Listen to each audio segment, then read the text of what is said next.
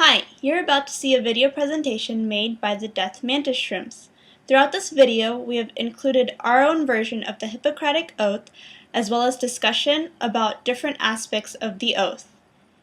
Let's see what my teammates have to say. Hope you enjoy!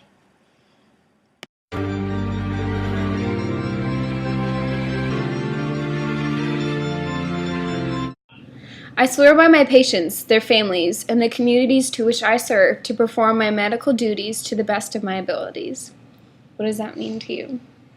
To me, that means that I promise to myself, my family, and all those I have responsibility to, especially my patients, that I will always do my very best as a medical professional.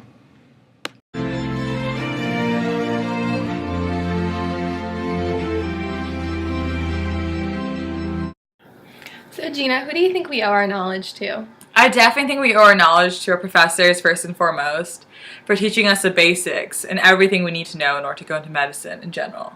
Yeah, I think our family has helped us out a lot with their knowledge as well, as they've influenced us to go into medical school and have taught us some of our early things that we learned about medicine. Yeah, and in addition to that, I definitely think our patients and any interactions we've had with them, teaching us bedside manners and how to communicate with people in general. Yeah, our patients, I think, are going to contribute to our lifelong learning process, as they're going to continue to teach us even once we're out of medical school, residency, and beyond that.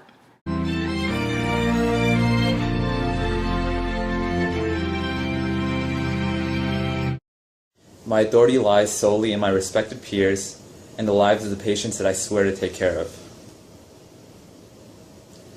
With great power comes great responsibility. I take my authority as a responsibility to never abuse the privileges that I have attained and only to use them to pursue the best quality of life for my patients.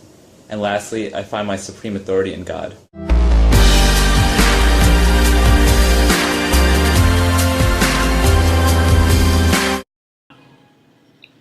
As physicians, it's our responsibility to adequately pass down the knowledge to people who need it the most. And in light of that principle, our goal as physicians will be to pass on our knowledge to our patients, their families, the community at large, and also our fellow peers.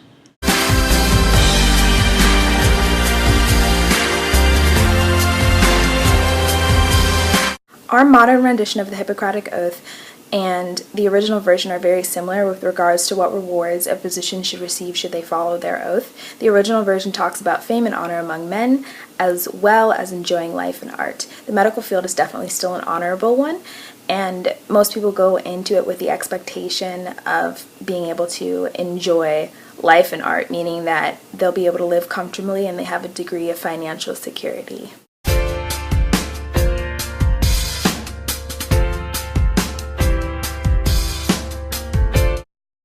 A great man once said, "With great power comes great responsibility."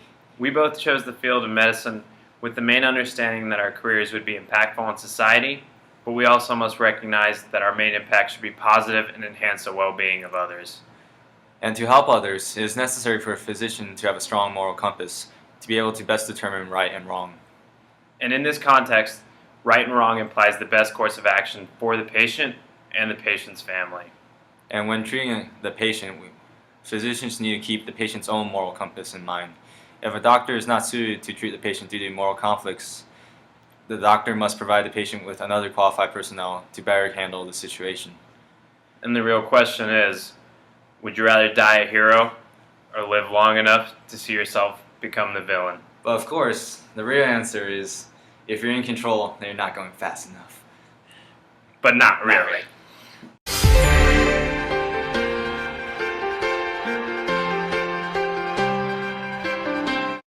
As you can see, we have a patient here who's very sick and needs my help. And to him, I have a solemn responsibility to ensure that his trust and confidentiality is upheld. When this patient came to me, he was in a position of vulnerability and need. And it's my job to protect those things, to ensure that he feels comfortable and safe. It is in only that kind of environment that a doctor can do his job properly.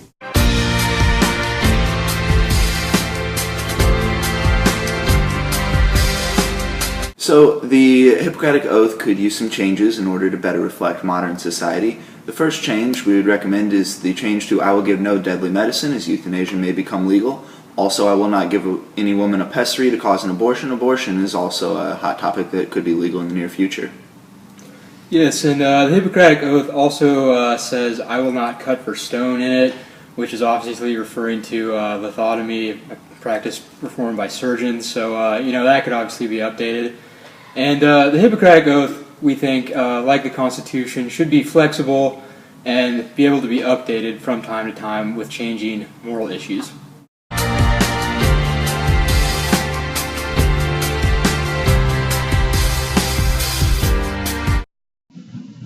So while there's a lot of similarities between the original version and our new version, we have found that today medicine is more patient-centered, and with this transition to patient-centered care, certain topics are becoming more widely accepted, such as physician-assisted suicide and abortion. Because these ideas are currently in a gray area of controversy, we have left room for discretion in our modern oath with the hope that the class of 2028's oath can address these more conclusively. The original oath stated that physicians should know their limitations in terms of procedures that they are capable of performing. We have evolved this idea to develop fellowships in healthcare specialties to which we refer our patients to get highly specialized care.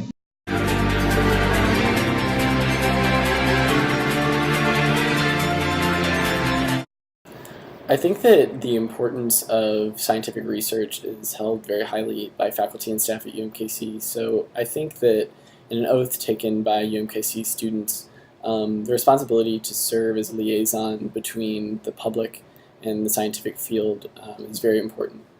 Another thing that's really important to UMKC and to physicians in general is the idea of inclusion, that all people should be able to have access to healthcare.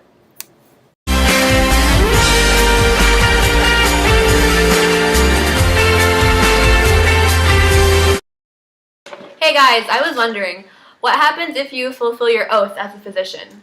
Yember, why would you even ask such a question? Isn't it obvious? We'll make a bunch of money and drive around in a bunch of expensive cars.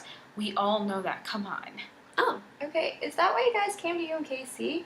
That's obviously not the point of your pledge. If you fulfill your oath, you will have a fulfilling career. Your patients will love you, and you'll have a good sense of satisfaction for having stuck to your oath. That makes more sense. So, what happens if you don't stick to your oath? Yember, once again, obviously you wouldn't make as much money and wouldn't be able to drive around in fancy cars.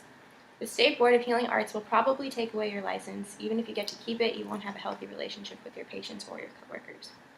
Geez, Nisha, why can't you be more like Simran?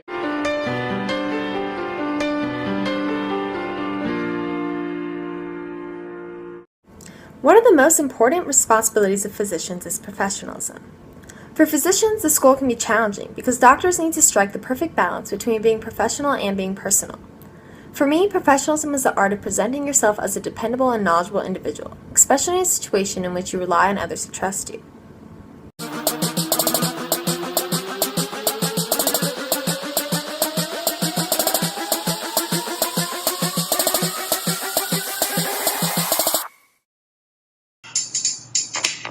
Now this is a story all about how to be the most responsible doctor around. I'd like to take a minute, just sit right there. I'll tell you how to give your patients the very best care.